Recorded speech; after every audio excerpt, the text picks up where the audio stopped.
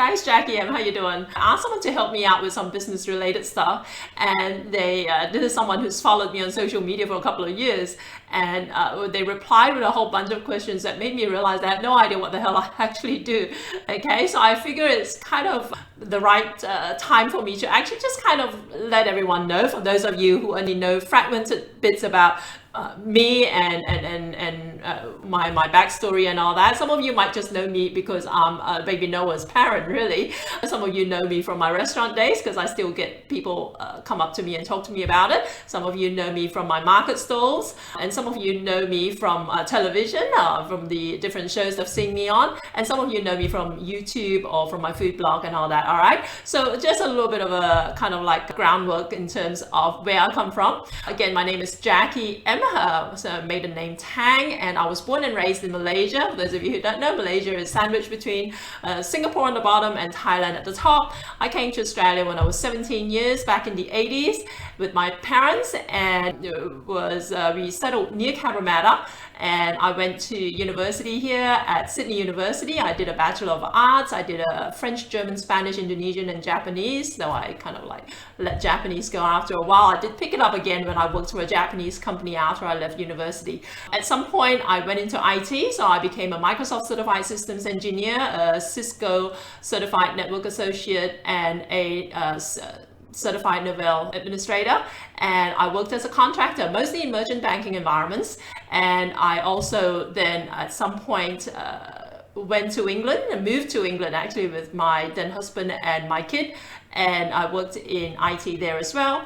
Came back in 2001 and decided I had actually, before all that, right, even after I came to Australia, I had realized that it was really hard to find good Malaysian food here in Sydney, back in the day anyway, and I really missed especially the street food that we used to get in Malaysia, the kind of food where a lot of people don't know how to cook them, and because there's a lot of these recipes and techniques and all that are tightly guarded secrets. My parents actually used to sell street food back in Malaysia back in the early days, but even they, after they gave up the street food gig and went on to other businesses, they didn't make a point of preserving all their recipes. So I kind of felt that there was a danger of all this knowledge being lost. So I took it on myself to learn how to make all my favorite street food dishes, Malaysian street food dishes notably.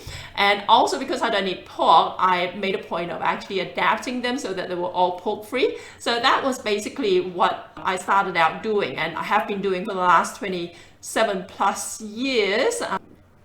Since I started actually selling food, I make it a point to deconstruct and unravel all these secret recipes and techniques and to try and master them.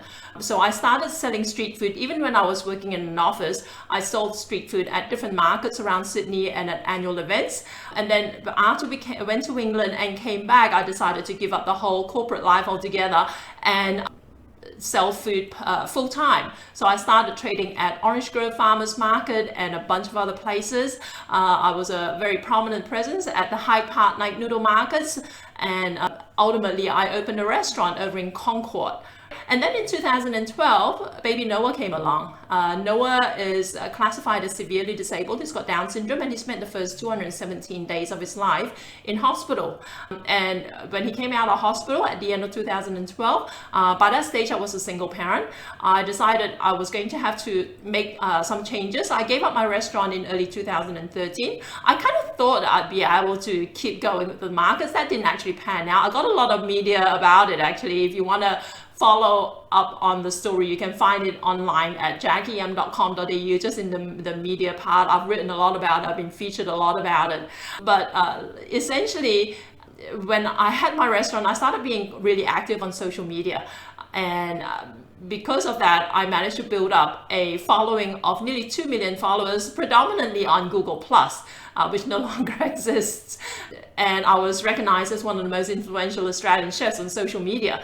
And out of that, I managed to do a bunch of stuff like television and travel. But now my new thing is to actually channel everything that I know into a coaching program. So the coaching program is geared towards hobby cooks and people who love Asian food who want to be able to cook restaurant quality Asian food, who want to be able to develop the kind of cooking skills that will see them through not just being an excellent cook at home, but also if they want to use it towards their career in food. So that's what Walk Around Asia is about. So if you're interested in finding out more, just get in touch with me at jackieyum.com.au or Walk Around Asia. Sign up for my newsletters so you can actually be kept informed about all that's happening within my coaching program. I think it's going to be really, really exciting if you can join me. Like I said, you'll be able to take advantage of my 27 plus years of knowledge in the food scene. And also it will save you all the heartache of like failed recipes and techniques and waddling through all these different food blogs and confusing YouTube videos, because look, in all honesty, all that information out there will only get you so far, all right? If you really are serious about upskilling your Asian cooking skills, come and talk to me. I hope this is helpful.